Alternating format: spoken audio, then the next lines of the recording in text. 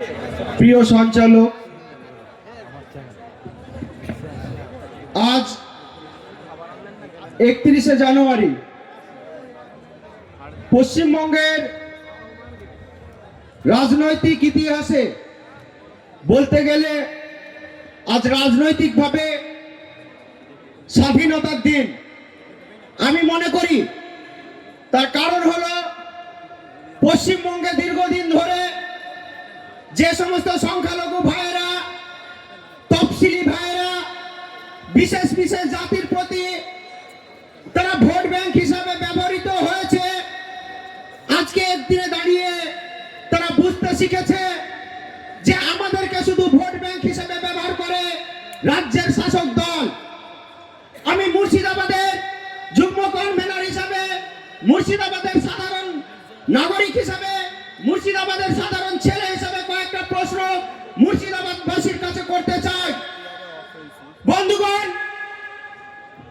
এই মুর্শিদাবাদ সংখ্যালঘু অধ্যুষিত জেলা। এই মুর্শিদাবাদের 22টা আসনের মধ্যে 20টা আসন যখন সংখ্যালঘু ভাইয়েরা বর্তমান শাসক দলের কাছে তুলে দিয়েছিল, সেই সংখ্যালঘু ভাইয়েরা এটাই আশা করেছিল যে আগামী দিন আমাদের সামাজিক, রাজনৈতিক সমস্ত দিক থেকে কিছুটা উন্নতি হবে। কিন্তু আমরা দিনের শেষে কি দেখলাম? শুধুমাত্র মুখোশের আড়ালে এই মমতা ব্যানার্জি মুখোশ ধরে মুর্শিদাবাদের মানুষ কেন গোটা পশ্চিমবঙ্গের সংখ্যালঘু সম্প্রদায়ের মানুষের সঙ্গে অন্যায় করে যাচ্ছে। একটার পর একটা উদাহরণ যদি আমরা আপনাদের সামনে তুলে ধরি, আপনারা বুঝতে পারবেন। রাজ্যে সংখ্যালঘু সম্প্রদায়ের ভাইদের ওবিসি থেকে নাম বাদ দেওয়া হচ্ছে, সেখানে অন্য সম্প্রদায়ের নাম পুট করা হচ্ছে। আজকে ওয়াকফ নিয়ে যখন সংখ্যালঘু ভাইয়েরা আন্দোলনে নামছে, সেখানে তাদের আন্দোলনকে থামানোর জন্য বলা হচ্ছে আপনারা দিল্লি গিয়ে আন্দোলন করুন। আজকে আপনারা সবাই জানেন, 1 মাস পবিত্র রোজা করার পর আমরা যখন রেড রোডে নামাজ হতে দেখি, ঈদুল ফিতরের দিনকে দেখি, যে আপনারা, আমরা যারা মুসলিম কমিউনিটির মানুষ, আপনারা নিজেদেরকে প্রশ্ন করুন, ঈদের দিনকে নামাজের জামাতে দাঁড়িয়ে আমার আপনার ঘরের মা বোনেদেরকে কিন্তু আপনারা সেই নামাজের জামাতে দাঁড় করান না। কিন্তু 2011 সাল থেকে যদি আমরা দেখতে থাকি, এই রাজ্যের মুখ্যমন্ত্রী মমতা ব্যানার্জি রেড রোডে জামাতে গিয়ে প্রথম সারিতে, প্রথম জামাতের প্রথম রাকাতে গিয়ে নামাজে দাঁড়ান। আপনি বলুন, নিজেদের বুকে হাত দিয়ে জিজ্ঞাসা করুন নিজেদেরকে, এটা কি আমাদের ধর্মীয় ভাবে যদি বলতে হয় এটা কি অ্যালাউ করে? কিন্তু না বন্ধু, এটা শুধুমাত্র ক্ষমতার অপব্যবহার।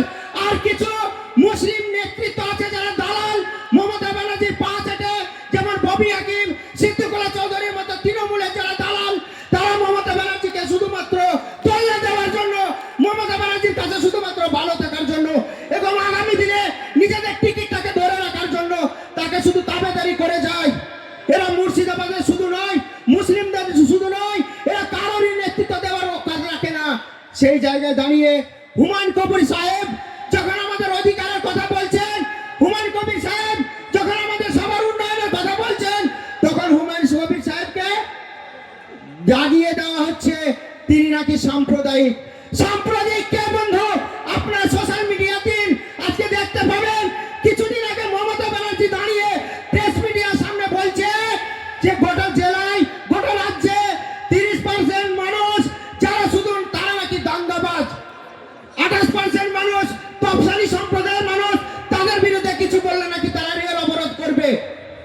আজকে এই দুই সম্প্রদায়ের যারা শিক্ষিত ভাইরা আছে, তাদেরকে শুধুমাত্র এইটুকুই অনুরোধ করব, আগামী 2026 সালে এই প্রতিবাদে, এই অন্যায়ের মুখোশকে খুলতে, জনতা উন্নয়ন পার্টিকে সমর্থন করতে, হুমায়ুন কবিরের হাতকে শক্ত করতে, আপনারা দলে দলে শক্ত হাতে, শক্ত কদমে হুমায়ুন সাহেবের পাটাকে শক্ত করতে, হাতকে শক্ত করতে সমর্থন করবেন। এইটুকু আশা আকাঙ্ক্ষা রেখে আমি আপনাদের সকলকে শ্রদ্ধা আদাব জানিয়ে আমি আমার বক্তব্য